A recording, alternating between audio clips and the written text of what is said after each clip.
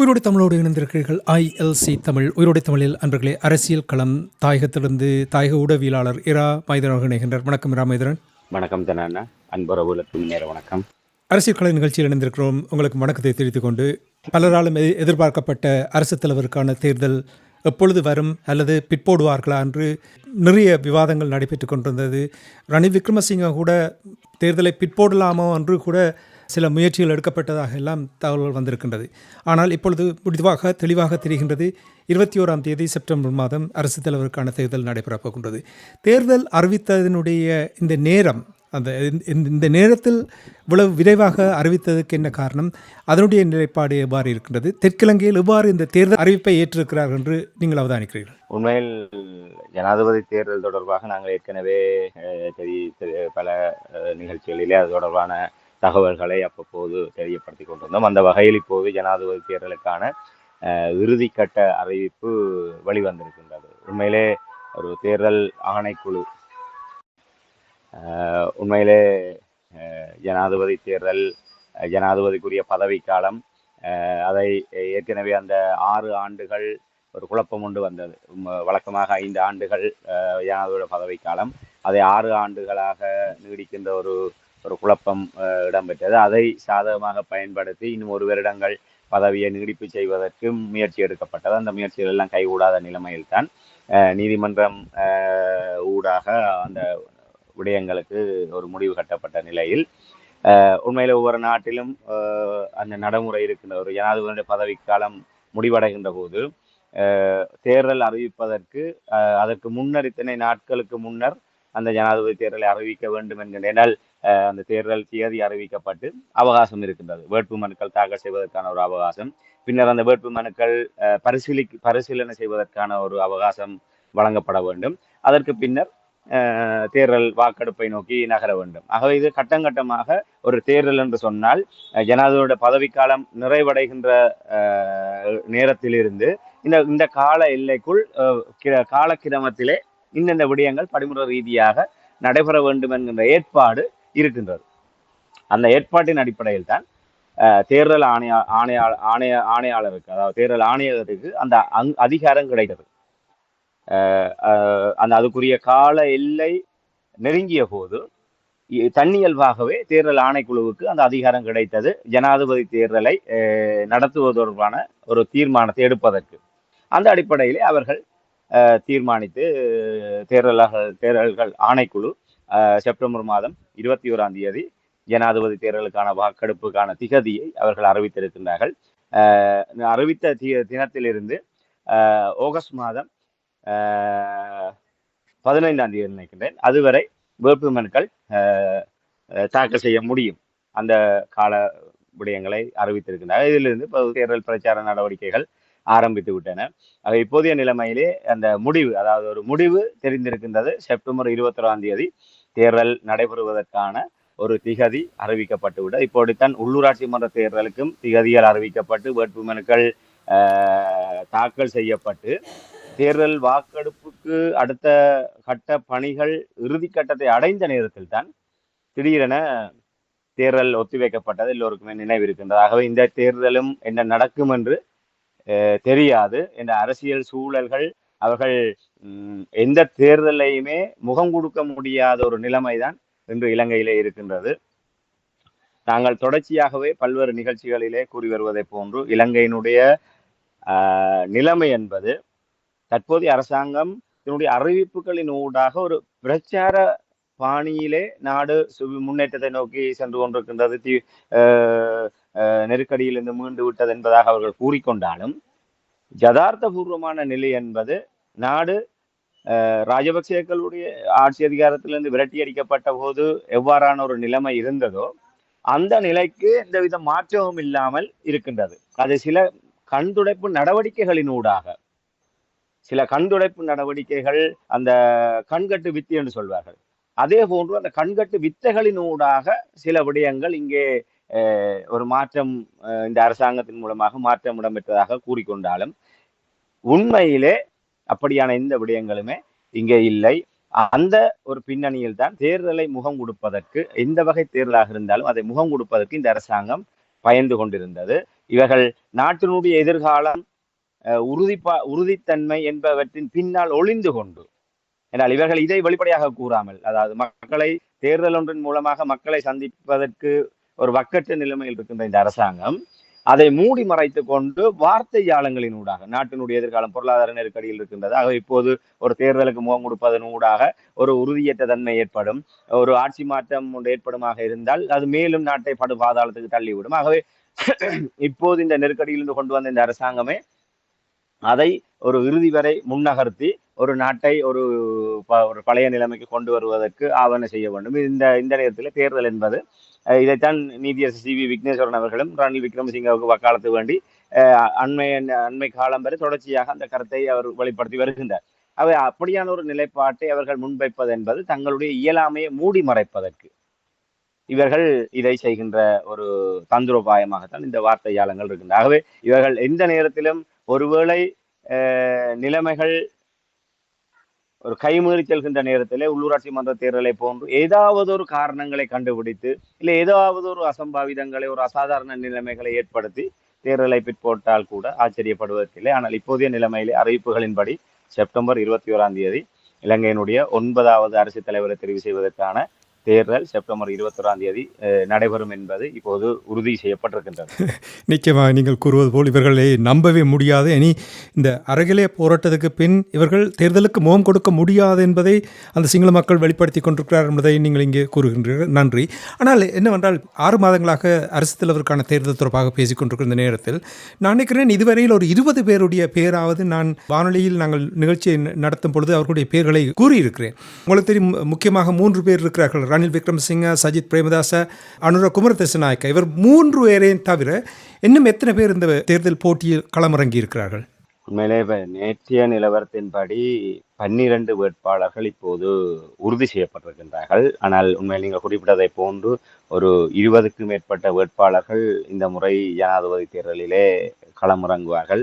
இலங்கையினுடைய வரலாற்றிலே ஒரு மிக நீண்ட, அதாவது இலங்கையினுடைய அரசு தலைவர் தேர்தலுக்கான வாக்குச்சீட்டு மிக நீண்டதாக அமைகின்ற ஒரு வரலாற்று சந்தர்ப்பமாகவும் இந்த 2024 நடைபெறுகின்ற தேர்தல் அமையும் என்று எதிர்பார்க்கப்படுகின்ற. ஏற்கனவே நீங்கள் குறிப்பிட்டதை போன்று ஜனாதிபதி தேர்தல் என்று சொன்னால் ஒரு இருதரப்பு மோதலாகத்தான் இருக்கும். அதற்கு மேலாக ஒரு சிலர் அந்த அந்த ஒரு சில அரசியல் ஒரு கோமாளித்தனங்களின் அடிப்படையிலே வேட்பாளர்களாக அதாவது இந்த ஜனாதிபதி தேர்தலை போட்டியிடுகின்ற போது அவர்களுக்கு சில ஒரு ஜனாதிபதி வேட்பாளர் என்கின்ற அந்த பெயருக்காக சிலர் அப்படியாக அந்த தேர்தலில் போட்டியிட முற்படுவது வழக்கமாகவே இந்த முறை ஒரு மிக நீண்ட ஒரு போட்டி அந்த வேட்பாளர் பட்டியல் அமைகின்ற வகையில் இப்போது நீங்கள் குறிப்பிட்டதை போன்று தற்போதைய ஜனாதிபதி ரணில் விக்ரமசிங்க, ஐக்கிய மக்கள் சக்தியினுடைய தலைவர், எதிர்கட்சி தலைவராக இருக்கின்ற சஜித் பிரேமதாச, தேசிய மக்கள் சக்தியினுடைய தலைவராக இருக்கின்ற அன்றகுமர திசாநாயக்கா ஆகிய 3 பேருமே ஒரு பிரதான முன்னணி போட்டியாளர்களாக அடையாளம் காணப்படுகின்றார்கள். அதோடு முன்னாள் இராணுவ தளபதி ஃபீல்ட் மார்ஷல் சரத் பொன்சேகாவும் தான் இந்த தேர்தலிலே போட்டியிடுவதை உத்தியோகபூர்வமாக அறிவித்திருக்கின்றார். அதே போன்று தற்போதைய நீதியமைச்சராக இருக்கின்ற விஜயதாச ராஜபக்ச அவரும் தான் போட்டியிடுவதாக உத்தியோகபூர்வமாக அறிவித்திருக்கின்றார். அதே போன்று வேறும் பல சிங்கள தரப்பிலிருந்து திலீப் என்று சொல்லப்படுற அவரும் ஒரு இப்போது அருண் சித்தார்த்தை தன்னுடைய கட்சியிலே இணைத்து யாழ் மாவட்ட அமைப்பாளராக ஏற்றுக்கொண்ட நாங்கள் திலீப் வீரகொடியா அவரும் இப்போது இந்த ஜனாதிபதி தேர்தலிலே தான் ஒரு வேட்பாளராக போட்டியிடுவதாக அறிவித்திருக்கின்றார். அந்த வகையிலே தற்போதைய நிலவரத்தின்படி ஒரு 12 வேட்பாளர்கள் இந்த தேர்தலிலே களமிறங்குவது உறுதி செய்யப்பட்டிருக்கின்றது. இன்னும் கிட்டத்தட்ட ஒரு 20 நாட்கள் இருக்கின்றது வேட்புமனு தாக்கல் செய்வதற்கான நாட்கள். ஆகவே அதில் இன்னும் பலர் இதிலே களமிறங்குவதற்கான வாய்ப்புகள் இருக்கின்றது. இந்த விடயங்களை பார்க்கின்ற போது தென்னிலங்கையிலே முன்னெப்போதும் இல்லாத அளவுக்கு அந்த ஒரு பலகீனமான ஒரு நிலைமை இருக்கின்றது என்பதனுடைய பிரதிபலிப்பாகத்தான் இந்த போட்டியை பார்க்க முடிகின்றது. இப்போ முன்னர் ஒரு பாராளுமன்ற தேர்தல், மாகாண சபை தேர்தல் என்கின்ற நிலைமை வேறு விதமான ஒரு பின்னணி. அரசு தலைவருக்கான தேர்தல் என்கின்ற போது ஆளுங்கட்சி, எதிர்கட்சி இதை விட்டு வெளியே இருப்பவர்கள் அந்த தேர்தலை போட்டியிடுவதற்கு அஞ்சுவார்கள் என்று சொன்னால் அந்த இருதுருவ ஒரு இருமுனை போட்டி தான் அங்க இருக்கும். ஆளுங்கட்சி அதுக்கு எதிராக இருக்கின்ற அதிருப்தி வாக்குகளை எதிர்க்கட்சி சுவீகரிக்கும் என்ற வகையிலே அந்த பிரதான வேட்பாளர்களாக அவர்கள் முன்னிலைப்படுத்தப்படும். இன்று இப்படியாக பலர் பலர் இதிலே வாக்குகளை செல்வாக்கு செலுத்தக்கூடிய வகையிலே வாக்குகளை பெறுவார்களா என்பதற்கு அப்பால் பலர் இந்த தேர்தலிலே போட்டியிடுவதற்கான ஆர்வத்தை காட்டுவது இது ஒரு 2 விதமான காரணங்களாக பார்க்க முடியும். ஒன்று, தெற்கிலங்கை அரசியல் நிலவரம் என்பது குழப்பமடைந்திருக்கின்றது. நீங்கள் குறிப்பிட்டதை போன்ற அறகலைய போராட்டத்துக்கு பின்னர் தெற்கிலங்கையினுடைய அரசியல் உறுதிப்பாடற்ற தன்மை ஒரு வலுவடைந்திருக்கின்றது. எந்த ஒரு கட்சியும் எந்த ஒரு தரப்புமே தங்களுக்கு மக்கள் ஆதரவு இருக்கின்றது என்பதை ஆணித்தரமாக கூற முடியாத நிலைமை இருக்கின்றது. அதன் காரணமாகத்தான் தேர்தல்களை முகம் கொடுக்க ஒரு அஞ்சுகின்ற சூழ்நிலை இப்போது வரை ஆளுங்கட்சியிடம் இருக்கின்றது. அதைவிட இன்னொரு பக்கம் அவர்கள் வாக்குகளை பிரிக்கின்ற ஒரு தந்திரோபாயம். இப்ப இதிலே நாங்கள் சரத் பொன்சேகா, விஜயதாச ராஜபக்ச இவர்களுடைய பிரவேசத்தை பார்க்கின்ற போது தற்போதைய ஜனாதிபதி ரணில் விக்ரமசிங்க அவர்களுடைய ஏற்பாட்டின் பேரில் தான் அவர்கள் இந்த தேர்தலிலே களமிறக்கப்பட்டிருக்கின்றார்கள் என்கின்ற ஒரு விடயத்தை அனுமானிக்கக்கூடியதாக இருக்கின்றது. என்று சொன்னால் அவர் ஒரு வியூகங்களை வகுப்பதிலே மிக ஒரு கைதேர்ந்தவர், ஒரு தந்திரசாலியாகத்தான் தற்போதைய ஜனாதிபதி ரணில் விக்ரமசிங்க பார்க்கப்படுகின்றார். அவர் ஏற்கனவே ஒரு தேசிய பட்டியல் நாடாளுமன்ற உறுப்பினராக வந்து இந்த நாட்டினுடைய நிறைவேற்று அதிகாரம் கொண்ட ஜனாதிபதியாக வந்து அதை தக்க வைப்பதற்கு அவர் மேற்கொள்கின்ற முயற்சிகள் எல்லாமே அவருடைய கடந்த 50 ஆண்டு கால அரசியல் அனுபவத்தை கசக்கி புழிந்து அதிலே அவர் தன்னை புடம் போட்டுத்தான் இவ்வளவு தூரம் அவர் தன்னை நிலைநிறுத்தி கொண்டிருக்கின்றார். ஆகவே இது அவருக்கு ஒரு அக்கினி பரீட்சையாக இந்த ஜனாதிபதி தேர்தல் இருக்கின்றார். ஆகவே இதிலே அவர் எப்படியாவது வென்றே ஆக வேண்டும் என்ற ஒரு கட்டத்திலே அவர் பல முனைகளிலே வியூகங்களை வகுக்கிறார். காலம் என்ன தீர்மானித்திருக்கின்றது, மக்களுடைய தீர்ப்பு எப்படி இருக்கும் என்பது அது வேறு விடயம், அதுதான் இறுதியானது. ஆனால் அவர் பகிரத பிரயத்தனம் செய்கின்றார். எப்படியாவது ஒரு நேரடியாக நிறைவேற்று அதிகாரம் கொண்ட ஜனாதிபதியாக தான் வந்துவிட வேண்டும் என்பதற்கான வியூகங்களை வகுக்கின்றார். இதிலே சரத் பொன்சேகாவினுடைய வரவை பார்க்கின்ற போது என்றால் இதிலே சஜித் பிரேமதாச, அன்றகுமார திசாநாயக்கா போன்றவர்கள் ஒரு பலமான போட்டியை கொடுக்கக்கூடியவர்களாக இருக்கின்றார்கள். ஆகவே அவர்களை நோக்கி செல்கின்ற வாக்குகளை கம்பசப்படுத்துவதற்கு அவர் சில முயற்சிகளை எடுக்கின்றார். இப்ப ரணில் விக்ரமசிங்க அவர்கள் இந்த தேர்தலிலே ஜனாதிபதி வேட்பாளராக அவர் போட்டியிடுகின்ற போது தனக்கு தன்னை நோக்கியோ இல்லை தன் சார்ந்த ஒரு அணி சார்பாகவோ அதிருப்தியாக வருகின்ற வாக்குகள் எதிர் வேட்பாளர்களுக்கு சென்று விடக்கூடாது. இப்ப இதிலே பிரதானமாக 3 பேர் தான் களத்திலே இருக்கின்றார்கள். ஏனையவர்கள் இப்படியான ஒரு தந்திரோபாய அடிப்படையில் தான் வேட்பாளராக களமிறக்கப்படுகின்றார்கள். இப்ப ஃபீல்ட் மார்ஷல் சரத் பொன்சேகாவை பார்த்தால் இப்போது முன்னாள் ஜனாதிபதி கோட்டபாய ராஜபக்ச ஒரு இராணுவ பின்னணி கொண்டவர். கடந்த முறை அந்த இராணுவ பின்னணி கொண்ட ஒரு இராணுவ ரீதியான ஒரு ஆதரவாளர்கள் அந்த களத்திலே இருப்பவர்கள் பெரும்பாலும் அப்படியே கோட்டபாய ராஜபக்சவுக்கு வாக்களித்திருந்தார். இப்போது ரணில் விக்ரமசிங்க ராஜபக்சேக்களுடைய அரசை கொண்டு நடத்தினாலும் இன்று அவர்களுக்கு இருக்கின்ற பனிப்போர் அது எவ்வளவு தூரம் ஒரு நிலைப்பாட்டுக்கு வரும் என்று உறுதியாக கூற முடியாது. அப்படி ஒரு நிலைமை ஒரு மொட்டு கட்சியோடு ஒரு தெறிப்பு ஏற்படுமாக இருந்தால் அது நிச்சயமாக அந்த ஒரு இனவாத வாக்குகளையும் இராணுவ பின்னணி கொண்ட வாக்குகளையும் நிச்சயமாக ராஜபக்சேக்களுடைய சார்பாக அது செல்வாக்கு செலுத்தக்கூடும்.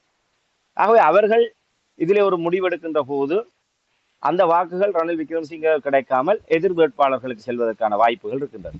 ஆகவே சரத் பொன்சேகாவை ஒரு வேட்பாளராக நிறுத்துகின்ற போது அப்படி அதிருப்தியாக இராணுவ பின்னணி கொண்ட ஒரு கடும்போக்குவாத வாக்குகளை சஜித் பிரேமதாசாவுக்கோ அன்றகுமார திசாநாயக்காவுக்கோ செல்ல விடாமல் தடுக்க முடியும். இது நிச்சயமாக என்றால் அண்மையிலே ஃபீல்ட் மார்ஷல் சரத் பொன்சேகாவினுடைய ஒரு நிகழ்விலே ஜனாதிபதி ரணில் விக்ரமசிங்க பங்கு பெற்றி அவரை வானளவு புகழ்ந்து அவர் வெளிப்படுத்திய விடயங்கள் எல்லாம் சரத் பொன்சேகா அவரோடு எப்படி நெருக்கமாக இருக்கின்றார் என்பதற்கு சாட்சி. அவர் யாழ்ப்பாணத்துக்கு அவரை தளபதியாக போட்டதை தன்னுடைய சிபார்சில் தான் சொன்னேன், விடுதலை புலிகளுடைய கையோங்கி வருகின்றது, சரத் பொன்சேகா அங்கே அனுப்புங்கள், அவர் நிச்சயமாக ஒரு மாற்றத்தை கொண்டு வருவார், அந்த விழுந்து கிடக்கின்ற இராணுவத்தை தூக்கி நிறுத்துவார் என்று நான் கணித்தேன். அந்த கணிப்பின்படி சரத் பொன்சேகா அங்கே சென்றார். அவருடைய தலைமைத்துவத்தின் கீழ் தான் இராணுவத்தினுடைய பின்னடைவு சரி செய்யப்பட்டது என்கின்ற கருத்தை அவர் அங்கே கூறியிருந்தார். அதோடு சரத் பொன்சேகாவை ஒரு அடுத்த கட்ட ஒரு தலைமைத்துவத்துக்கு அரசியல் ரீதியான ஒரு நிலைமைக்கு அவர் வரவேற்கின்ற வகையில் ஒரு ஆருடம் கூறுகின்ற வகையில் தான் அவருடைய கருத்துக்கள் அமைந்திருந்தது.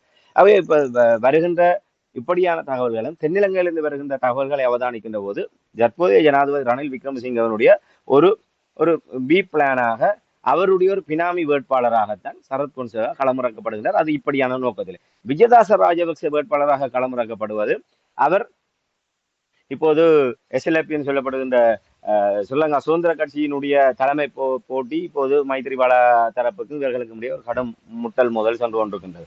இப்போது விஜயதாச ராஜபக்ச ஏற்கனவே உங்களுக்கு தெரியும் ஸ்ரீலங்கா சுதந்திர கட்சி சொல்ல பொதுஜன பிரமுனவோடு இருந்து பின்னர் அவர்கள் அதிருப்தியாக வெளியேறி அதிலே ஒரு குழப்பங்கள் போய்கொண்டிருக்கின்றது. இப்போது அந்த வாக்கு வங்கி கூட ஸ்ரீலங்கா சுதந்திர கட்சியினுடைய வாக்கு வங்கி கூட யாருக்கு ஒரு திரட்சியாக விடக்கூடிய நிலைமை இல்லை. ஆகவே அந்த ஸ்ரீலங்கா சுதந்திர கட்சியிலிருந்து அதிருப்தியாக பிளவடைகின்ற வாக்குகள் ரணில் விக்ரமசிங்கவுக்கு போட்டியாகிறது அப்படிங்கிற சஜித் பிரேமதாஸ் அன்றகுமார திசாநாயக்காவுக்கு சென்று விடாமல் தடுப்பதற்கு அந்த கட்சி சார்ந்த ஒருவரையே விஜயதாச ராஜபக்சவை வேட்பாளராக்கி விட்டால் அந்த வாக்குகளை அவர் அங்கே முடக்கி விடுவார். இவருடைய வியூகம் என்னவென்று சொன்னால், எனக்கு ஒரு கண் போனாலும் பரவாயில்ல, இதற்கு 2 கண் போக வேண்டும். அவை தனக்கு கிடைக்கின்ற வாக்குகளுக்கு தான் ஒரு முயற்சிகளை எடுப்பதும், தனக்கு விழாத வாக்குகளை இவர்களை நோக்கி செல்லாமல் எப்படி தடுப்பது என்கின்ற வியூகத்தின் அடிப்படையில் தான் இப்படியானவர்கள் வேட்பாளர்களாக களமிறக்கப்படுகின்றார்கள்.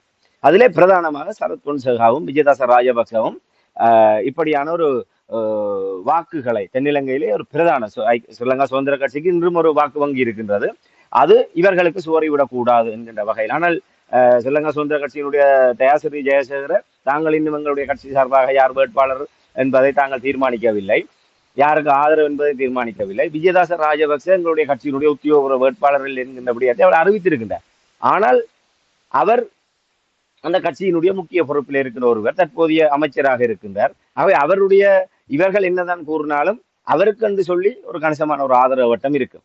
ஆகவே இப்படியான ஒரு நிலைமை இருக்கின்றது. இதே நேரத்திலே ஒரு அடுத்தடுத்த கட்டத்திலே ஒரு பௌத்தவிக்கு ஏனையவர்கள் இதிலே வேட்பாளராக களமிறக்கப்படுகின்ற எல்லாமே ஒரு தந்திரோபாயத்தின் அடிப்படையில் ஒரு சின்ன சிதறல்கள் கூட ஒரு தன்னுடைய தனக்கு விழாமல் வெளியே சிதறுகின்ற அந்த சில்லறைகள் கூட அனுராவுக்கும் சயித் பிரேமதாசவுக்கும் சென்று விடக்கூடாது என்பதற்கான ஒரு வியூகங்களாகத்தான் இதிலே ரணில் விக்ரமசிங்க தன்னுடைய கடந்த 50 ஆண்டு கால ஒட்டுமொத்த அரசியல் அனுபவத்தையும் ஒரு திரட்சியாக்கி இந்த தேர்தலிலே வியூகத்தை வகுத்து வருகின்றார். அந்த வியூகங்களுடைய பிரதிபலிப்பாகத்தான் நாங்கள் இந்த விடயங்களை பார்க்க முடியும். பதக்கி ஆசையாக இருக்கிறார்கள் என்று தெளிவாக தெரிகின்றது. இப்போ ரணில் விக்ரமசிங்கா பொறுத்த மட்டும் இப்போ உங்களுக்கு தெரியும், தற்காலிகமாக இருக்கிற ஜனாதிபதி பதவியை அவர் வைத்திருப்பதற்கு காரணம் ராஜபக்ஷாக்கள். அவர்களுக்கு எவ்வளவு நெருக்கவாரம் வந்தும் கோட்டாபாய ராஜபக்ஷ பதவியில் இருக்க முடியாவிட்டாலும் அவர்களுக்கிடையில் ஒரு புரிந்துணர்வு இருக்கின்றது என்பதை தெரியும். அந்த காரணத்தினால் இவ்வளவு நாட்களும் இழுவறை இருந்தது. எப்படி இந்த தேர்தலில் ரணில் விக்ரமசிங்கா மொட்டுவ கட்சியில் போட்டியிடப் போகிறாரா அல்லது ஐக்கிய தேசிய கட்சியில் போட்டியிடப் போகின்றார் என்று அந்த விவாதங்கள் நடைபெற்றுக் கொண்டிருந்த பேச்சுவார்த்தைகள் நடைபெற்றுக் கொண்டிருந்த நேரத்தில் அதிரடியாக அவர் சுயேட்சை வேட்பாளராக இங்கே களமிறக்கி இருக்கிறார். உங்களுக்கு தெரியும், ஐக்கிய தேசிய கட்சி பொது தேர்தல் நடந்த பொழுது ஒரு ஆசனமும் பெறவில்லை. அந்த ஒரு ஆசனமும் பெறாத நேரத்தில் தேசிய பட்டியலினூடாகத்தான் இவர் சில மாதங்களுக்கு பின் தன்னையே அதில் நியமித்து வந்திருந்தார். இப்பொழுது அவருக்கு கூறிய பிரித்து கொண்டு ஜனாதிபதி தற்காலிக பதவி கிடைத்திருக்கிறது. இப்படியான நேரத்தில் அவர் தன்னுடைய கட்சிக்கும் அங்கே ஏதோ ஒரு செய்தியை சொல்லியிருக்கிறார், மொட்டுவ கட்சிக்கும் ஏதோ செய்தியை சொல்லியிருக்கிறார். என்ன காரணத்துக்காக இவர் சுயேட்சை வேட்பாளராக களமிறங்கி இருக்கின்றார்? இதுவும் ஜனாதிபதி ரணில் விக்ரமசிங்கவனுடைய ஒரு மிக பிரதான ஒரு சூட்சுமம் தந்திரத்தினுடைய ஒரு வெளிப்பாடாகத்தான் இந்த சுயேட்சை வேட்பாளராக கட்டுப்படம் செலுத்தப்பட்ட விடயம். இது அவர் எடுத்த முடிவல்ல. அவருடைய ஆதரவாளராக ஒரு ஜனாதிபதி வேட்பாளர் ஒருவர் தேர்தல் திகதி அறிவிக்கப்பட்ட உடனேயே அவர் முதலாவதாக கட்டுப்பணம் செலுத்தப்பட்டது ஜனாதிபதி ரணில் விக்ரமசிங்கவுக்காக. இது பஷில் தரப்பு, அதாவது ரணில் விக்ரமசிங்கவுக்கு பல நெருக்கடிகளை கொடுத்து உள்ளக ரீதியாக மொட்டு கட்சியினுடைய ஆதரவு கிடைக்க வேண்டுமாக இருந்தால் இன்னென்ன மாதிரியான விடயங்கள் என்று அவர்கள் எவ்வாறான நெருக்கடிகளை கொடுத்து கொண்டிருக்கின்றார்கள் என்பது தற்போதைய ஜனாதிபதி ரணில் விக்ரமசிங்கவுக்கு நன்றாகவே தெரியும். ஆக அவர் பசில் தரப்புக்கு, அதாவது ராஜபக்சே தரப்புக்கு அவர் வைத்திருக்கின்ற ஒரு செக் தான் இந்த சுயேட்சை வேட்பாளர். தேர்தல் அறிவிக்கப்பட்ட அவர் ஏற்கனவே நாங்கள் கூறியிருந்தோம், அவர் இவர்களுக்கு ஒரு நெருக்கடி ஏற்படுத்துகின்ற வகையில் மொட்டு கட்சிக்குள்ளேயே ஒரு பிளவுகளை ஏற்படுத்தி இருந்தார். மொட்டு கட்சியினுடைய கூட்டணி கட்சிகளாக இருக்கின்ற 7 கட்சிகளுமே தற்போதைய ஜனாதிபதி ரணில் விக்ரமசிங்கவனுடைய அவருக்கு ஆதரவு என்பதை வெளிப்படையாக அறிவிக்கின்ற நிலைமையை அவர் ஏற்படுத்தி விட்டார். அவர் அப்படியான ஒரு நிலைமையில் எதிர்த்தரப்பிலிருந்து 25 பேர் வருகின்றார்கள். ரஜித சேனாரத்ன தலைமையிலே 25 பேர் வருகின்றார்கள். ஆகவே தன்னை வேட்பாளராக போட வேண்டும், பொது வேட்பாளராக தன்னை போட்டு இந்த தேர்தலை எதிர்கொள்ள வேண்டும் என்ற ஒரு நெருக்கடியை இவர் ராஜபக்சே தரப்புக்கு ஏற்படுத்தியிருந்தார். அப்போது பசில் கடும் நெருக்கடி ஏற்படுத்தினார். முதலில் அவர்களை கொண்டு வந்து காட்டுங்கள், அதற்கு பின்னர் நாங்கள் முடிவெடுப்போம். ஆனால் இந்த தேதி வரை அப்படியான ஒரு பாரிய அணி மாற்றம் ஒன்றை இவர்கள் ரணில் விக்ரமசிங்கவினால் சாத்தியப்படுத்த முடியவில்லை. அதற்கு பல்வேறு காரணங்கள் இருக்கின்றது. இவர் எதிர்பார்த்ததை போன்ற ஒரு பெருமண்ணிக்கான ஒரு நபர்களை இங்கே கொண்டு வர முடியாத ஒரு சூழ்நிலை நிலவியதால் இப்போது ராஜபக்சேகள் கடும் நெருக்கடியை, குறிப்பாக பசில் ராஜபக்சே ரணிலை பொதுஜன பெரமுனவினுடைய பொது வேட்பாளராக கொண்டு வருவதிலே அவர்களுக்கு இன்னும் ஒரு இணக்கப்பாடு எட்டப்படவில்லை. ஏற்கனவே அங்கே அவர்களுக்கு ஒரு ஆறு கடக்கும் வரைதான் அண்ணன் தம்பி உறவு என்பார்கள். இப்போது ஓரளவு ராஜபக்சேக்களுக்கு ஒரு தற்துணிவு வந்து விட்டதாகத்தான் அவதானிக்கக்கூடியதாக இருக்கின்றது. அதாவது மக்களை கண்டு அஞ்சி ஓடிய காலம் போய் இப்போது அந்த மக்கள் அவர்கள் மீது என்றால் ஒட்டுமொத்த கோபமும் இப்போ ரணில் விக்ரமசிங்க அரசாங்கத்தின் மீது வந்து விட்டது. ஆக ராஜபக்சேக்கள் இதுல ரணில் விக்ரமசிங்க அவர்களை அமைச்சு பதவிகளை கொடுக்காமல், அவர்களை முக்கிய பொறுப்புகளை கொடுக்காமல் விட்டது இவர்களுக்கு வாய்ப்பாக போய்விட்டது. ஆக இந்த அரசாங்கம் முழுக்க ராஜபக்சேக்கள் இல்லாத ஒரு அரசாங்கமாக இருக்கின்றது. ஆகவே அவர்கள் இதற்கு வெளியே இருந்து கொண்டு அவர்கள் தங்களை புனிதர்களாக்கி கொண்டு விட்டார்கள். மக்கள் ஏற்றுக்கொள்கின்றார்களோ இல்லையோ, ஆனால் மக்கள் மன்றத்திலே தங்களை ஒரு வலுவாக முன்னிலைப்படுத்துவதற்கான ஒரு ஒரு காத்திரமான வெளியை இவர்கள் ஏற்படுத்தி கொண்டார்கள். ஆக இதன் மூலமாக தான் இப்போது நாமல் ராஜபக்சே தான் அதில் தேசிய அமைப்பாளராக இருந்து கொண்டு ஆணித்தரமான கருத்துக்களை கூறிக்கொண்டிருக்கின்றார். அண்மையில் கூட சில தினங்களுக்கு முன்னர் தமிழீழ விடுதலை புலிகள் அமைப்பை 2 கூறாக பிளவுபடுத்தி அவர்களை அழித்த ரணில் விக்ரமசிங்க இப்போது எங்களுடைய மொட்டு கட்சியையும் பிளவுபடுத்துவதற்கு திட்டமிட்டிருக்கின்றார். இதை நாங்கள் ஒருபோதுமே அனுமதிக்க மாட்டோம் என்ற வகையிலே நாமல் ராஜபக்சே ஒரு கருத்தை கூறினார். இதன் மூலமாக அவர்கள் என்ன சொல்ல வருகின்றார்கள்? விடுதலை புலிகளை அழைத்தது ரணில் விக்ரமசிங்க தான் என்ற கருத்தை அவர்கள் ஆணித்தரமாக கூறுவதனூடாக தமிழ் மக்களுடைய வாக்குகள் ரணில் விக்ரமசிங்கவுக்கு கிடைத்துவிடக் கூடாது என்ற வகையிலும் அவரை எப்படி இந்த நேரத்திலே ஒரு நெருக்கடிக்குள்ளாக்குகின்ற வகையில் அவருடைய கருத்து அமைந்திருக்கின்றது. ஆனால் இவர் எல்லோரையுமே விட சொல்வார்கள், எங்களுடைய தமிழ் பேச்சு வழக்கில் எமனுக்கே இடியப்பந்தீத்தின ஆள் என்று சொல்லுவாங்க. அப்படிப்பட்ட ஒரு ஆள் தான் தற்போதைய ஜனாதிபதி ரணில் விக்ரமசிங்க. அவர் இப்போது நெருக்கடியை ஏற்படுத்தி இருக்கின்றார் பசில் ராஜபக்சே தரப்பினருக்கு. தன்னை சுயேட்சை வேட்பாளராக அறிவித்ததன் ஊடாக நான் உங்களை எதிர்பார்த்தில்லை, உங்களை நம்பி இல்லை, நீங்கள் தான் என்னை நோக்கி வர வேண்டுமே தவிர நான் உங்களை நோக்கி வர வேண்டிய அவசியம் இல்லை என்கின்ற விடயத்தை அவர் ஏற்படுத்தி விட்டார். அவை சுயேட்சை வேட்பாளர் என்பதை நீங்கள் குறிப்பதை போன்ற ஐக்கிய தேசிய கட்சி சார்பாக செய்யவில்லை. ஏனென்று சொன்னால் இது ஒரு டைவர்ட், ஒரு திசை திருப்புகின்ற நடவடிக்கையாகத்தான் இந்த சுயேட்சை வேட்பாளருக்கான கட்டுப்பாடு. இது முடிந்த முடிவு அல்ல. அவர் சுயேட்சை வேட்பாளராக போட்டியிட போகின்ற நிலைமை வராது. தன்னை பொது வேட்பாளராக நிறுத்துவதற்கான நெருக்கடிகளை அதிகப்படுத்துவதற்கான ஒரு தந்திரோபாயமாகத்தான், ஏன்னால் இன்று ஒட்டுமொத்த உலகமுமே இந்த விடயத்தை தான் உன்னிப்பாக பார்க்கின்றது. ஜனாதிபதி ரணில் விக்ரமசிங்க சுயேட்சையாக போட்டியிட போகின்றார். அந்த அறிவிப்பை, அந்த செய்தியை, அது நோக்கிய அடுத்த கட்ட நகர்வுகளை உலகம் உன்னிப்பாக எல்லோருமே அவதானித்துக் கொண்டு, இலங்கை அரசியலை உன்னிப்பாக பார்ப்பவர்கள் அதைத்தான் முதன்மைப்படுத்துகின்றார்கள். இதனூடாக ஒரு செய்தி சொல்லப்படுகிறது, ரணில் துணிந்து விட்டார், எதற்குமே துணிந்து விட்டார். ராஜபக்சேக்கள் ஆதரிக்காவிட்டாலும் அவர் சுயேட்சையாக போட்டியிட தயாராகிவிட்டார். அவருக்கு சுயேட்சையாக நின்றால் எவ்வளவு வாக்கு விழும் என்றதெல்லாம் வேறு. ஐக்கிய தேசிய கட்சி சார்பாக கட்டுப்பணம் செலுத்தி இருந்தால் அதிலே பின்வாங்க முடியாது. என்றால் அது ஒரு கட்சி சார்பாக எடுக்கப்பட்ட முடிவு என்று சொன்னால் அது ஒரு இறுதியான முடிவு தான் அங்கே பிரதிபலிக்கும். இப்ப ஐக்கிய மக்கள் சக்தி சார்பாக சயித் பிரேமதாச, தேசிய மக்கள் சக்தி சார்பாக அன்றகுமர திசாநாயக்க, அதிலே மாற்றம் இல்லை. அவர்கள் நிச்சயமாக உறுதியான வேட்பாளர்கள். அவர் ஐக்கிய தேசிய கட்சி சார்பாக ரணில் போட்டியிடுவதாக இருந்தால் அவர்கள் யானை சின்னத்திலே ஐக்கிய தேசிய கட்சி சார்பாக அவர் போட்டியிட வேண்டும் என்ற ஒரு நிலைமை உருவாகும். ஆனால் அதை அவர்கள் விரும்பவில்லை என்று சொன்னால் தங்களுடைய கட்சி சார்பாக கட்டியிருக்கலாம். இது அவருடைய ஆதரவாளர் ஒருவர் கட்டியிருக்கின்றார். இப்போது பேசுபொருளாக அது இருந்தாலும் மொட்டு கட்சியோடு இணக்கப்பாடு ஏற்பட்டதுக்கு பிற்பாடு அது மீள பெற்றுக் கொள்ளப்படுவதற்கான சாத்தியங்கள் இருக்கின்றது. இப்போது இவர்களுக்கு ஒரு நெருக்கடி என்றால், ஏற்கனவே பசில் ராஜபக்ச ஜனாதிபதி பொது வேட்பாளராக ரணில் விக்ரமசிங்கவை தாங்கள் ஏற்றுக்கொண்டால் அமைகின்ற புதிய அரசாங்கத்திலே பசில் ராஜபக்சவுக்கு பிரதமர் பதவியை வழங்க வேண்டும் என்ற வகையிலே அவர் ஒரு நெருக்கடியை ரணிலுக்கு உடனான தனிப்பட்ட சந்திப்பிலே வெளிப்படுத்தியதாக அறியக்கூடியதாக இருக்கின்றது. பசில் ராஜபக்சவனுடைய தீர்மானம் என்பது என்னை பிரதமராக ஏற்றுக்கொண்டால் தான் நாங்கள் உங்களுக்கு ஆதரவு அளிக்க தயாராக இருக்கின்றோம். அப்ப இதற்கு ரணில் விக்ரமசிங்க சரியான சமிக்கைகளை காட்டவில்லை. இதனால் தான் இறுதிக்கட்ட முயற்சியும் பசில் ரணில் இடையிலான அந்த பேச்சுவார்த்தை கூட சரியான இணக்கப்பாடு இல்லாமல் முடிவுக்கு வந்தது. இந்த விடயங்கள் எல்லாமே அனுமானித்த ரணில் விக்ரமசிங்க இவர்களை நோக்கி நான் சென்று இவர்களுடைய வேலையில் விழுவதை விட அவர்களுக்கு ஒரு நெருக்கடி ஏற்படுத்துவதற்கான உபாயமாக இந்த சுயேட்சை வேட்பாளர் விடயத்தை அவர்கள் கிளப்பி விட்டிருக்கின்றார். இப்போது என்ன நடக்கின்றது? ஏற்கனவே டக்ளஸ் தேவானந்தா உள்ளிட்ட ராஜபக்சேக்களுடைய கூட்டணியிலே இருக்கின்ற எல்லா கட்சிகளுமே ரணிலுக்கான ஆதரவை வெளிப்படுத்தி இருக்கின்றார்கள். அந்த ராஜபக்சேக்கள் கட்சியினுடைய முக்கியஸ்தர்களாக இருக்கின்ற பிரசன்ன ரணதுங்க உள்ளிட்ட அமைச்சர் கஞ்சன விஜயசேகர உள்ளிட்ட பெரும்பாலானவர்கள் ராஜபக்சேக்களுடைய அதிதீவிர விசுவாசிகளாகவும் முக்கியஸ்தர்களாக இருந்தவர்கள்.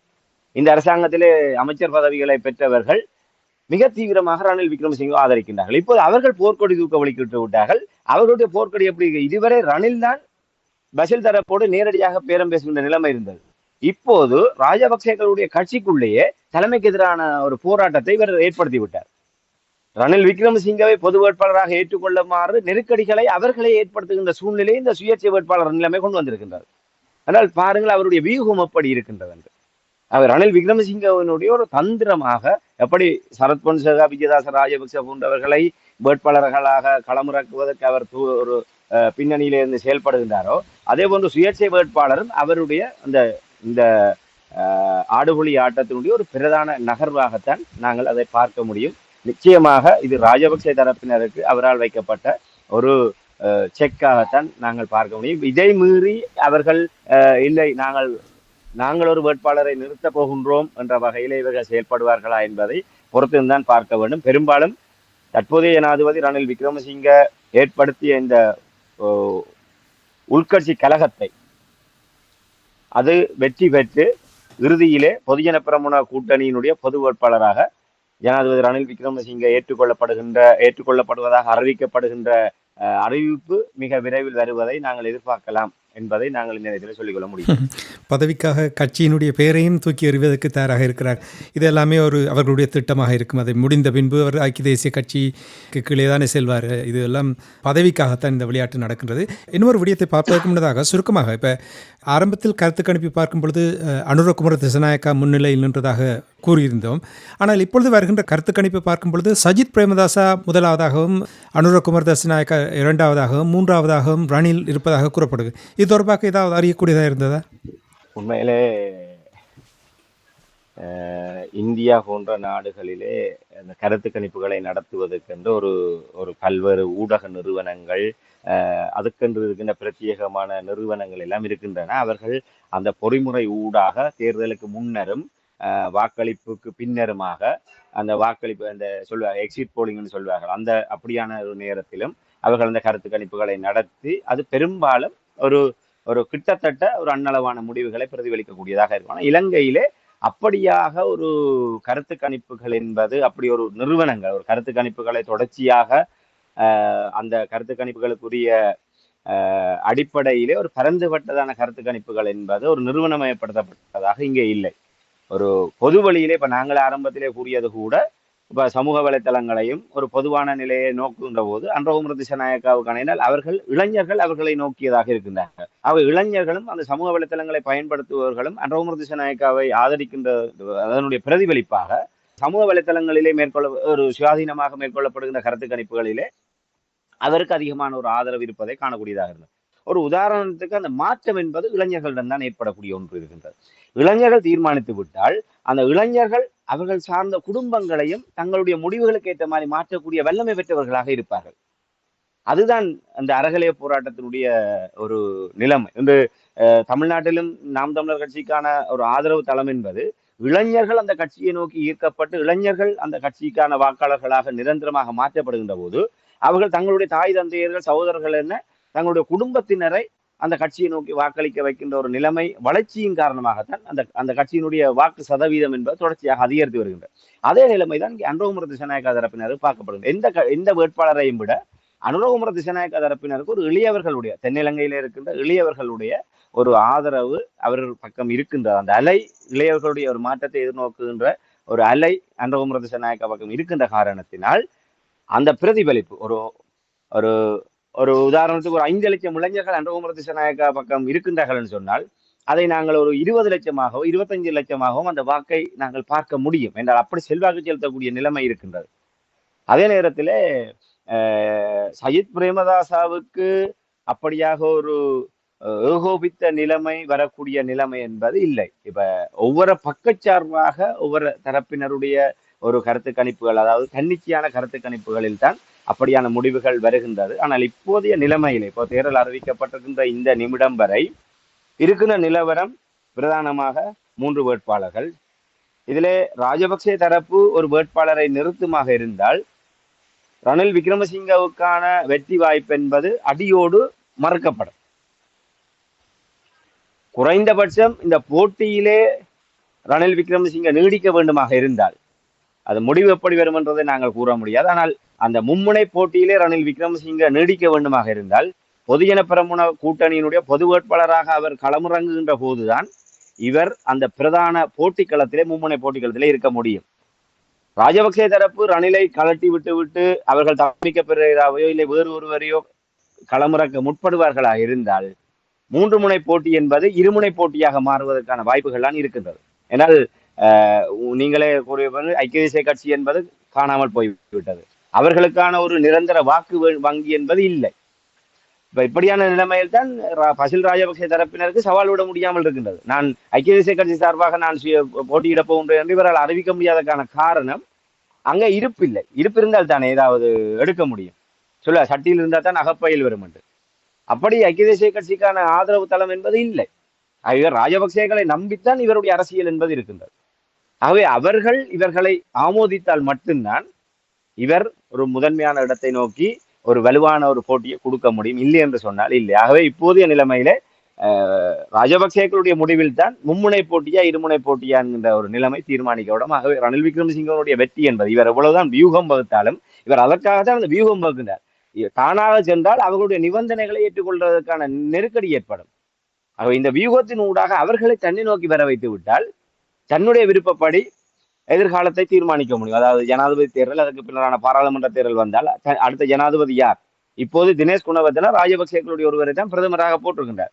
ஆனால் இவர் தான் ஒரு நிறைவேற்ற அதிகாரம் கொண்ட ஜனாதிபதியாக வந்துவிட்டால் மீளவும் ஐக்கிய தேசிய கட்சியை வளர்ப்பதில் தான் அவர் முழுக்க கவனம் செலுத்துவார். ஆகவே அப்படியான ஒரு நிலைமை வருகின்ற போது பிரதமர் வேட்பாளர் என்பது பிரதமராக தெரிவு என்பது நிச்சயமாக அவருடைய பெரும்பான்மையான விருப்பத்துக்கு அமைவாகத்தான் அவருடைய எதிர்கால அரசியலை நோக்கியதாகத்தான் இருக்கும். ஆகவே எப்படியாகத்தான் ராஜபக்சேக்களுடைய நெருக்கடிக்கு தான் பணிந்து விடக்கூடாது என்பதற்கான வியூகத்தை இவர் வகுத்திருக்கின்றார். ஆனால் அவர்களுடைய ஆதரவு இல்லாமல் இவரால் வெற்றி பெற்றுவிட முடியாது என்பதுதான் இப்போதைய ஒரு யதார்த்தம். ஆகவே மும்முனை போட்டியா இருமுனை போட்டியா என்பதை ராஜபக்சேக்களுடைய தீர்மானத்தில் தான் தங்கி இருக்கின்றது என்பதுதான் தற்போதைய நிலைமை. உங்களோட கணிப்பு தவறாது. ஏனென்றால் நிச்சயமாக அவர் ரணில் விக்ரமசிங்க கடைசி நேரத்தில் சில வேளைகளில் மாற்றங்களை ஏற்படுத்தலாம். எல்லாம் கடைசி நேரங்களில் இது தேர்தலை கூட போட்டாலும் கூட ஆச்சரியப்படுவதற்கு ஒன்றுமில்லை. இனி ராஜபக்சாக்களுடைய ஆதரவு இல்லாவிட்டால் நீங்கள் கூறுவது போல் இங்கே இருமுனை போட்டியாகத்தான் மாறப்போன்றது. இன்னொரு விடயம் என்னவென்றால், இப்போ தமிழ் பொது வேட்பாளர் தொடர்பாக அந்த மக்கள் சபை உருவாக்கியது அவர்களுக்கு பெரிய ஒரு அதிர்வலையை ஏற்படுத்தி இருக்கிறது தெற்கு அரசியல்வாதிகளுக்கு மத்தியில். அதற்காகத்தான் அங்கே உள்ள சிங்கள அரசியல்வாதிகள் வடக்கு கிழக்கை நோக்கி தங்களுடைய படையை எடுத்திருந்தார்கள். பொது வேட்பாளர் தொடர்பாக மக்கள் சபை உருவாக்கிய பின்பு என்ன விதமான நிலைப்பாடு இருக்கின்றது என்றே கூறுங்கள். உண்மையில் தமிழ் மக்கள் பொதுச்சபை உருவாக்கப்பட்டு ஏற்கனவே கடந்த நிகழ்ச்சியில பார்த்தா அவர்கள் பொது வேட்பாளர் தொடர்பான ஒரு உடன்படிக்கை கைச்சாத்திடப்பட்டது. அரசியல் கட்சிகளுக்கும் தமிழ் தேசிய பரப்பில் இயங்குகிற 7 கட்சிகளுக்கும் சிவில் சமூக தரப்பினருக்கும் இடையே ஒரு இணக்கப்பாடு எட்டப்பட்டிருந்தது. ஆகவே அந்த உடன்படிக்கை எட்டப்பட்டிருக்கின்றது.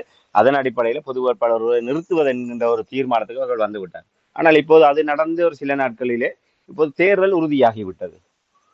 தேர்தல் உறுதியானதுக்கு பிற்பாடு அவர்களிடமிருந்து அடுத்த கட்ட எந்தவித அறிவிப்புகளும் இதுவரை வெளியாகவில்லை. ஆகவே அவர்கள் வேட்பாளரை நிறுத்துவது என்கின்ற முடிவுக்கு வந்திருக்கின்றார்கள். தென்னிலங்கையிலே ஏற்கனவே அது தீர்மானிக்கப்பட்ட ஒன்றாகிவிட்டது. நாங்கள் இன்னும் அதை வேட்பாளரை யாரென்று அறிவிக்க வேண்டிய அவசியம் இல்லை. 15ஆம் தேதி வரை காலவாசம் இருக்கின்றது. அதிலே நாங்கள் போய் கட்டுப்பணத்தை செலுத்த முடியும். ஆனால் அந்த பொது வேட்பாளர் என்கின்ற கருத்துருவாக்கத்தை நோக்கி மக்களிலே செயல்படுவதற்கான எந்த வேலை திட்டங்களிலுமே இதுவரை நடைமுறைப்படுத்துவதாகவோ இல்லை அதில் அறியக்கூடியதாகவோ இல்லை. இப்போது அவர்கள் ஒரு தேக்க நிலை இருக்கின்றது. அவர்கள் என்ன நிச்சயமாக இது உடனடியாக வெளிப்படுத்தப்பட வேண்டும். நாங்கள் கூறுவதை போன்று வேட்பாளர் முக்கியம் இல்லை, ஆனால் பொது வேட்பாளரை நோக்கியதாக நாங்கள் உடனடியாக எங்களுடைய இதை நோக்கியதாக பொது வேட்பாளரை நிறுத்தப் போன்றோம் என்பதை அறிவிக்க வேண்டும். அதை அறிவித்துவிட்டு உடனடியாக மக்கள் மன்றத்திலே கருத்து பரப்புரைகளை ஆரம்பிக்க வேண்டும். ஏன்னால் காலங்கள் மிக குறைவு.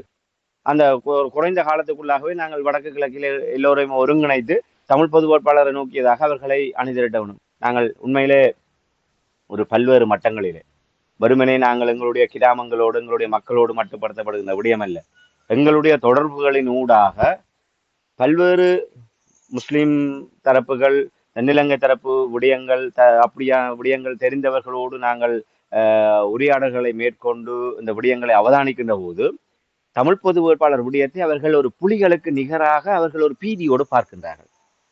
எங்களுடைய தரப்பில் தான் இன்னும் அதனுடைய கனதி இவர்களுக்கு விளங்கவில்லை.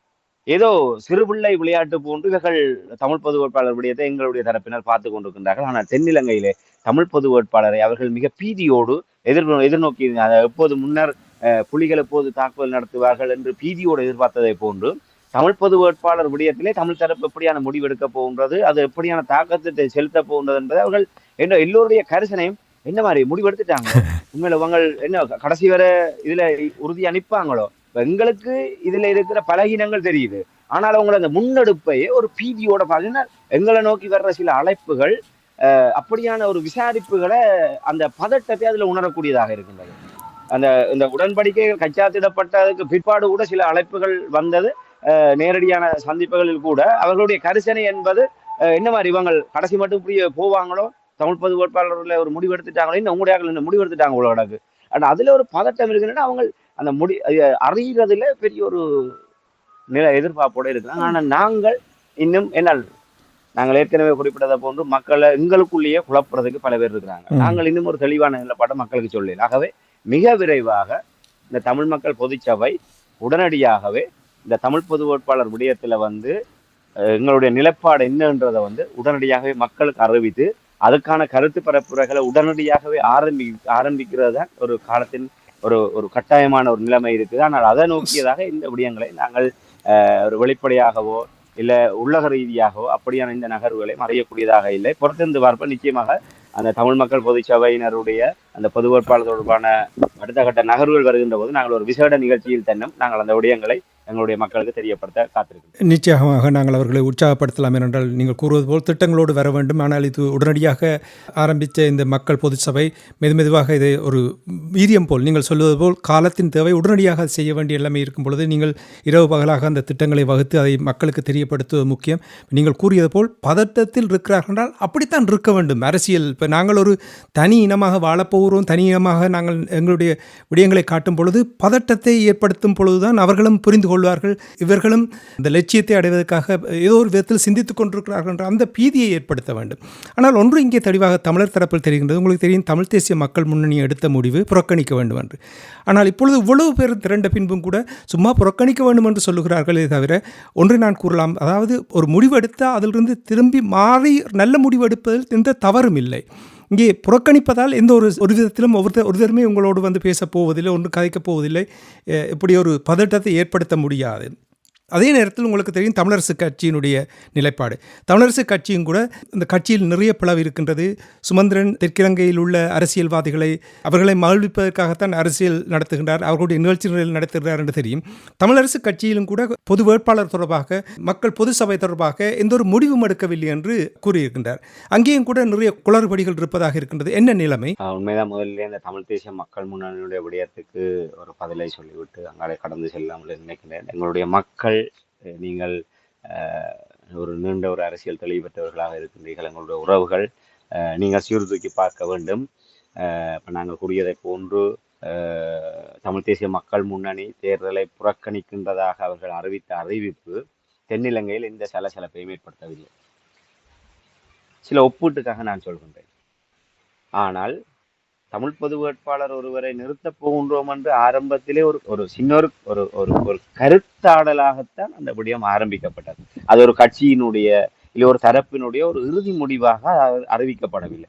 ஒரு ஆலோசனையாக தமிழ் பொது வேட்பாளர் என்ற விடயம் வெளிப்படுத்தப்பட்ட உடனேயே தென்னிலங்கையில் பதட்டம் தொட்டிக் கொள்கின்றது. அப்போது நீங்க சிந்தித்து பாருங்கள், எந்த முடிவு தமிழ் மக்கள் சார்ந்து காத்திரமானதாக இருக்கின்றது என்பதை நாங்கள் புரிந்து கொள்ள வேண்டும்.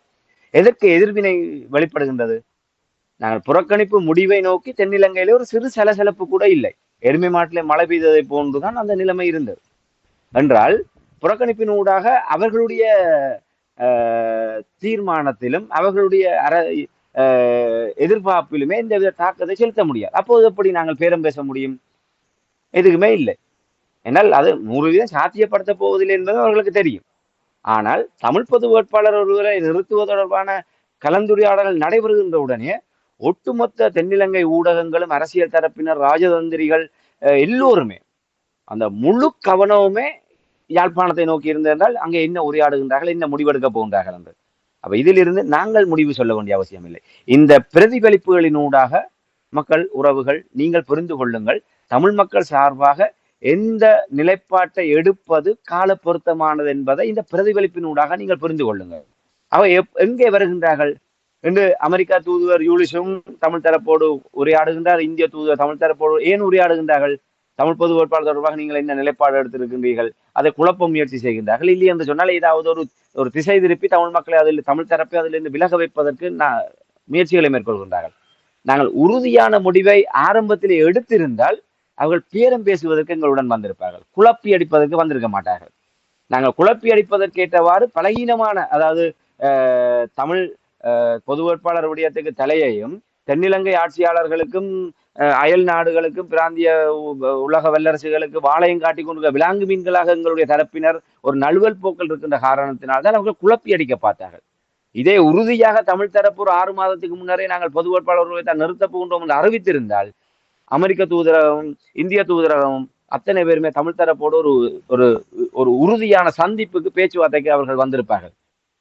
உங்களுடைய முடிவு இதுதான் என்று சொன்னால் இந்த இடத்திலிருந்து நாங்கள் ஒரு விடயத்தை பேச வேண்டி இருக்கின்றது என்ற நிலைப்பாட்டுக்கு அவர்கள் வந்திருப்பார்கள். அதுதான் தமிழ் தரப்பு கை கொடுத்திருக்கும். ஆகவே இதிலே மக்கள் முடிவெடுக்க வேண்டிய விடயம், தமிழ் தேசிய மக்கள் முன்னணியினுடைய இந்த தேர்தல் புறக்கணிப்பு என்கின்ற விடயம் என்பது ஒரு கால பொருத்தமற்றது. அது தமிழ் தேசிய மக்கள் முன்னணி மட்டுமல்ல, யார் அந்த முடிவை எடுத்திருந்தாலும் அந்த முடிவு ஒரு கால பொருத்தமற்ற முடிவு என்பதை நாங்கள் இந்த இடத்துல உறவுகள் புரிந்து கொள்ள வேண்டும்.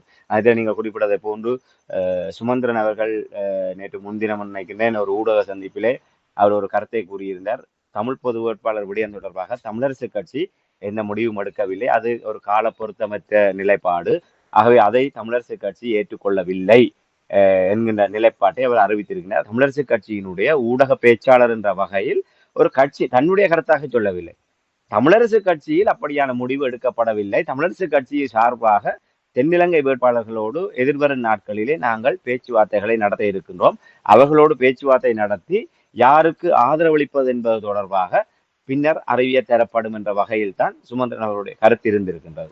ஆகவே அதற்கு உடனடியாகவே தமிழரசு கட்சியினுடைய ஒரு மூத்த உறுப்பினரும் கிழக்கு மாகாணத்திலே இருக்கின்ற ஒரு முக்கிய ஒரு அரசியல் செயல்பாட்டாளராகவும் இருக்கின்ற முன்னாள் நாடாளுமன்ற உறுப்பினர் அரியநேந்திரன் அவர்கள் உடனடியாகவே ஒரு அறிக்கை ஒன்றை விடுத்திருந்தார். இது ஒரு மிகப்பெரிய ஒரு அயோக்கியத்தனம். அதாவது தமிழரசு கட்சியிலே பேச்சாளர் பதவி என்ற ஒன்றே இல்லை. அவர் தமிழ் தேசிய கூட்டமைப்பினுடைய பேச்சாளராகத்தான் சுமந்திரன் இருந்தார். அவர் தமிழ் தேசிய கூட்டமைப்பின் பேச்சாளர் என்பது அது எப்போதோ அது வரதாகிவிட்டது. இப்போது தமிழரசு கட்சியிலே அவர் ஒரு நாடாளுமன்ற உறுப்பினர். ஏற்கனவே தலைமைக்கான தெரிவு உள்ளிட்ட விடயங்கள் நீதிமன்றத்தில இருந்து எல்லோருமே இப்போது நிலைகுலைந்து போயிருக்கின்றது. தமிழரசு கட்சி சார்பாக அவர் முடிவுகளை அறிவிப்பதற்கு அவருக்கு எந்த அதிகாரமும் இல்லை.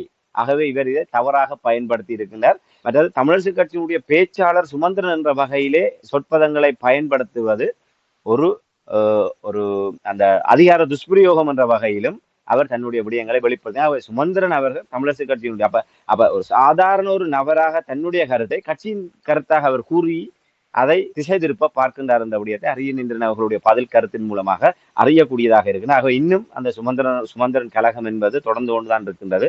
இதுல ஏற்கனவே உங்களுக்கு தெரியும், ஸ்ரீதரன் அவர்களும் மாவை சேனாதிராஜா அவர்கள் அவர் எப்போதோ செயலிழந்து போய்விட்டார். அவர் வெளிப்படையாக தமிழ் பொது வேட்பாளருக்கு ஆதரவாக தன்னை நிலைநிறுத்த முடியாத ஒரு நிலைமையில் இருந்தாலும் ஸ்ரீதரன் அவர்கள் மிக ஆணித்தரமாக, ஸ்ரீதரன், அரியநேந்திரன், சிவநேசன் போன்றவர்கள் எல்லோருமே, யோகேஸ்வரன் போன்றவர்கள் தமிழ் பொது வேட்பாளர் என்கின்ற நிலைப்பாட்டோடு உறுதியாக தங்களை வெளிப்படுத்துகின்ற ஒரு தரப்பினராக இருக்கின்றனர். ஆகவே சுமந்திரன், சாணக்கியன் போன்ற ஒரு சிறுபான்மையினர் நீங்கள் கூறுவதை போன்று தெற்கிலங்கையினுடைய பிரதிபலிப்பாக அவர்கள் இங்கே தங்களுடைய சித்து விளையாட்டுகளை அவர்கள் ஆடிக்கொண்டிருக்கின்றார்கள். அதிலே மக்களை குழப்புகின்ற வகையில் தான் தமிழரசு கட்சி என்றால் அந்த தமிழரசு கட்சி என்கின்ற பிம்பத்தை வைத்துக்கொண்டு பொது வேட்பாளருக்கு எதிரான ஒரு நிலைப்பாட்டை வெளிப்படுத்துவதற்கான ஒரு இதாகத்தான் சுமந்திரன் அவருடைய கருத்து பார்க்கப்படுகின்றது. பொறுத்திருந்து பார்ப்போம். எதிர்வரும் நாட்களிலே ஸ்ரீதரன் உள்ளிட்டவர்கள் அதற்கு என்ன அரியநேந்திரன் அவர்கள் ஒரு முக்கியஸ்தர்களாக இருந்தாலும் இதிலே ஒரு பொறுப்பாக ஒரு ஒரு உத்தியோகபூர்வமாக கருத்துக்கள் வெளியிடக்கூடியவர்கள் இது தொடர்பாக என்ன விதமான நிலைப்பாட்டை எடுக்கப் போகின்றார்கள் என்பதை நாங்கள் பொறுத்திருந்து பார்ப்போம். ஆனால் இந்த குழப்பம் இன்று வரை அந்த சுமந்திரனுடைய கழகம் தொடர்ந்து கொண்டுதான் இருக்கின்றது. அவர்கள் முடிவெடுத்து விட்டார்கள். இவர்தான் சம்பந்தனை அறிக்கையை விட்டுவிட்டால் பொது வேட்பாளர் என்பது ஒரு விசர் வேலை. நாங்கள் முதல் தேர்தல் அறிவிக்கட்டும், வேட்பாளர்கள் யார் என்று முடிவு எடுக்கட்டும், அதற்கு பின் அவர்களோடு பேரம் பேசுவதன் அடிப்படையிலே நாங்கள் யாருக்கு வாக்களிப்பது என்பதை ஆதரவளிப்பது என்பதை தீர்மானிக்க முடியும் என்று சம்பந்தன் பேரிலே வந்த அத்தனை அறிக்கைகளுக்கும் மூலகர்த்தா சுமந்திரன் தான்.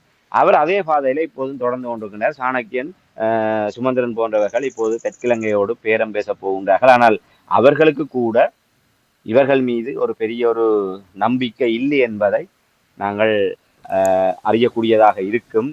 அதனுடைய ஒரு பிரதிபலிப்பாகத்தான் பல நகர்வுகளை அவர்கள் மேற்கொண்டு வருகின்றார்கள். என்றால் தனியே தமிழ் மக்களை கட்டுப்படுத்தக்கூடிய வகையிலே, தமிழ் மக்களுடைய முடிவுகளிலே செல்வாக்கு செலுத்தக்கூடிய வகையிலே சுமந்திரன் இல்லை என்பது தெற்கிலங்கை உள்ளிட்ட தரப்பினருக்கு நன்றாகவே தெரிந்துவிட்டது.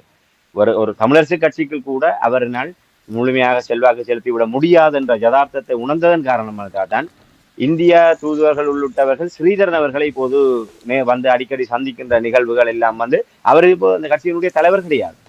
ஆனால் தமிழரசு கட்சியினுடைய பெரும்பான்மை பலம் யாரிடம் இருக்கு என்பதை அவர்கள் உணர்ந்திருக்கின்றார்கள். அதனுடைய வெளிப்பாடாகத்தான் வருகின்ற ராஜதந்திரிகள், வெளிநாட்டு தூதுவர்கள் எல்லோருமே ஸ்ரீதரன் அவர்களோடு சந்திப்புகளை மேற்கொள்கின்ற விடயம் என்பது தமிழரசு கட்சியினுடைய ஒரு செல்வாக்குமிக்க தலைவர் யார் என்பதை இந்த விடயங்கள் உணர்த்தி நிற்கின்றது. ஆகவே சுமந்திரன் அவர்களை மட்டும் வைத்துக்கொண்டு இந்த விடயங்களை, ஆனால் அவரை வைத்துக்கொண்டு சில குழப்பங்களை மேற்கொள்ள முடியும் என்கின்ற அடிப்படையில் தான் அவருடைய கழகம் இப்போது வரை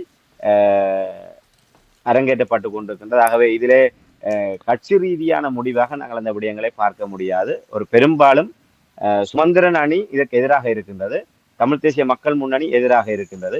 இதை விட்டு அத்தனை பேருமே தமிழ் பொது வேட்பாளர் என்கின்ற நிலைப்பாட்டோடு தமிழ் தேசிய பரப்புலி என்கின்ற அத்தனை கட்சிகளுமே பொது வேட்பாளர்களுடைய இலக்கு நோக்கி அவர்கள் இணைந்து செயல்பட்டு கொண்டிருக்கின்றார்கள். அதில் யார் உண்மையாக செயல்படுகின்றார்கள், யார் போலித்தனமாக செயல்படுகின்றார்கள் என்பது நிச்சயமாக மிக விரைவில் அம்பலமாகும். ஆனால் ஒரு கருத்தியலோடு ஒன்றித்து பயணிப்பது போன்று செயல்படுவது எல்லோருமே செயல்படுகின்றனர். ஆகவே இது ஒரு சிறுபான்மையினராக சாணக்கியன், சுமந்திரன் அணியும் தமிழ் தேசிய மக்கள் முன்னணியும் செயல்படுகின்றார்கள் என்பதுதான் தற்போதைய நிலைமை. சிறப்பு. எவ்வளவு அவமானம் வந்தாலும் நிகழ்ச்சிகளோடு வருபவர்கள் மீண்டும் மீண்டும் அங்கே தங்களுடைய ஆதிக்கத்தை செலுத்துவதற்கு எந்த ஒரு விதத்திலும் தங்களுக்கு இவ்வளவு கேவலமாக பயன்படுத்துகிறார்கள் என்றெல்லாம் பார்க்க மாட்டார்கள்.